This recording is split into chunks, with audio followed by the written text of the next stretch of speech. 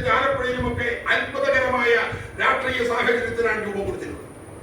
ഞാൻ കൂടുതലായി തെറ്റുന്നില്ല. ഈ അഭിനന്ദന പരിപാടിയിൽ നാം ആഗ്രഹിക്കുന്നത് ഭാരതീയ ജനതാ പാർട്ടിയെ കൈപ്പിടിപ്പിക്കുന്നത്, ദേശീയ ജനാധിപത്യ സഖ്യത്തെ മുന്നോട്ട് കൊണ്ടുപോകുന്നത് നമ്മുടെ ഏറ്റവും താഴെ തലങ്ങളിലുള്ള പ്രവർത്തകരാണ്. നമ്മുടെ ബൂത്ത് തലങ്ങളിലുള്ള പ്രവർത്തകന്മാരാണ് പാർട്ടിയെ ശക്തിപ്പെടുത്തുന്ന മുഖ്യ ഘടകം. ജനങ്ങൾ നോക്കിക്കാണുന്നത് നമ്മുടെ പ്രാദേശികമായ നേതാക്കന്മാരെയാണ്. എനിക്ക് സൂചിപ്പിക്കാനുള്ളത്, ശ്രീമാൻ നരേന്ദ്രമോദി കഴിഞ്ഞ 10 വർഷമായി ജനങ്ങൾക്ക് വേണ്ടി, പാവപ്പെട്ടവർക്ക് വേണ്ടി, സാധാരണ ജനവിഭാഗത്തിന് വേണ്ടി നടപ്പാക്കുന്ന പദ്ധതികൾ വീട് വീടാന്തരം എത്തിക്കണം. ഓരോ പദ്ധതികളും ജനങ്ങളെ ബോധ്യപ്പെടുത്തണം. നമ്മുടെ ബൂത്തിലുള്ള 450 വീട് വീടാന്തരം കയറിയിറങ്ങി ആവശ്യമായ സമയമെടുത്ത് അവരൊക്കെ ഇരുന്ന് ബോധ്യപ്പെടുത്തേണ്ടതായിട്ടുണ്ട്. നരേന്ദ്രമോദിയുടെ ക്ഷേമ പദ്ധതികൾ ബോധ്യപ്പെടുത്തണം. നരേന്ദ്രമോദിയുടെ കയ്യൊപ്പത്താത്ത വീടുകൾ ഉണ്ടാകാൻ പാടില്ല. ഏതെങ്കിലും ഒരു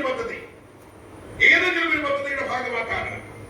നമുക്കറിയാം, ഈ പാർലമെന്റ് തുടങ്ങുമ്പോ രാഹുൽ ഗാന്ധിയും കുറെ പത്രങ്ങളും ഒക്കെ ഒരുമിച്ച് ചേർന്ന് കെട്ടിപ്പൊക്കിയ ഒരു ഗോപുരമുണ്ട്. വെറും 99 സീറ്റുള്ള രാഹുൽ ഗാന്ധി ഇന്ത്യയുടെ പാർലമെന്റിൽ നടത്തിയ ചില പ്രസംഗങ്ങളുടെ പേരിൽ രാജ്യത്തെമ്പാടും നടത്തിയ കുപ്രചരണങ്ങൾ നടത്തുമ്പോ നരേന്ദ്രമോദി അതിന്റെ പുറകെ പോയില്ല. നരേന്ദ്രമോദി ചെയ്തത് പാവപ്പെട്ട സാധാരണക്കാരായ ആളുകൾ, 70 വയസ്സ് പൂർത്തീകരിക്കുന്ന സർവമാന ആളുകൾക്കും ആയുഷ്മാൻ ഭാരത് സൗജന്യമായി പ്രഖ്യാപിച്ചുകൊണ്ട് അദ്ദേഹം നടപ്പാക്കാനുള്ള പദ്ധതിയുമായി മുന്നോട്ട് പോകുന്നു. അതാണ് ശ്രീമാൻ നരേന്ദ്രമോദി ചെയ്തത്. കിസാൻ സമ്മാൻ പദ്ധതിയുടെ വീണ്ടും രജിസ്ട്രേഷനുള്ള സമയമാണ്. വരാൻ പോകുന്ന ലോക്കൽ ബോഡി തെരഞ്ഞെടുപ്പ് നമ്മെ സംബന്ധിച്ചിടത്തോളം നിർണായകമാണ്.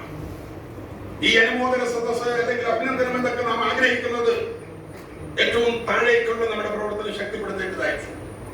എന്റെ പ്രിയപ്പെട്ട എല്ലാ നേതാക്കന്മാർ, എന്റെ എല്ലാ ബൂത്ത് തലത്തിലുള്ള നേതാക്കന്മാർ, ഈ പാർട്ടിയുടെ മുഖമായി മാറിയിട്ടുള്ള ആളുകൾ, വളരെ കരുത്തോടുകൂടി, വളരെ നിർഭയം, ആരുമില്ലാത്ത കാലയളവിലും ഈ ഹരിത പതാക ഉയർത്തിപ്പിടിച്ചവർ, അതിനുവേണ്ടി ഒരുപാട് പരാധീനതകളും പരിദേവനങ്ങളും ഒക്കെ അനുഭവിച്ചിട്ടുള്ള ആളുകൾ, അവരുടെ എല്ലാവരുടെയും സഹായത്തോടുകൂടി ജനഹൃദയങ്ങളിൽ സ്ഥാനം പിടിക്കാൻ കഴിയുന്ന രീതിയിൽ നമ്മുടെ ബൂത്തുകളെ സജ്ജമാക്കണം.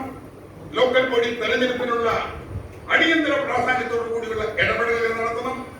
പിണറായി വിജയന്റെ ഗവൺമെന്റിനെ പോലെ നിരുത്തരവാദിത്വപരമായി ജനങ്ങളെ വെല്ലുവിളിക്കുന്ന രാഷ്ട്രീയം നമുക്ക് വേണ്ട. അധികാരത്തിന്റെ മത്ത് പിടിച്ച് ജനങ്ങളോട് കാണിക്കുന്ന ഒരു ദാർഢ്യം, ജനങ്ങളോട് കാണിക്കുന്ന ഒരു വെല്ലുവിളി. ഇപ്പൊ CPI-ക്കാരെ തന്നെ പറയുന്ന SY-ക്കാരെന്നൊക്കെ പറഞ്ഞ ഗുണ്ടകളാണ് എന്നാൽ പിടിച്ചുപറിക്കാർ. ഇപ്പൊ നമ്മുടെ ഇതുപോലെ സ്റ്റേജിലേക്ക് ഇതുപോലെ ഈ വിജയൻ ചേട്ടനും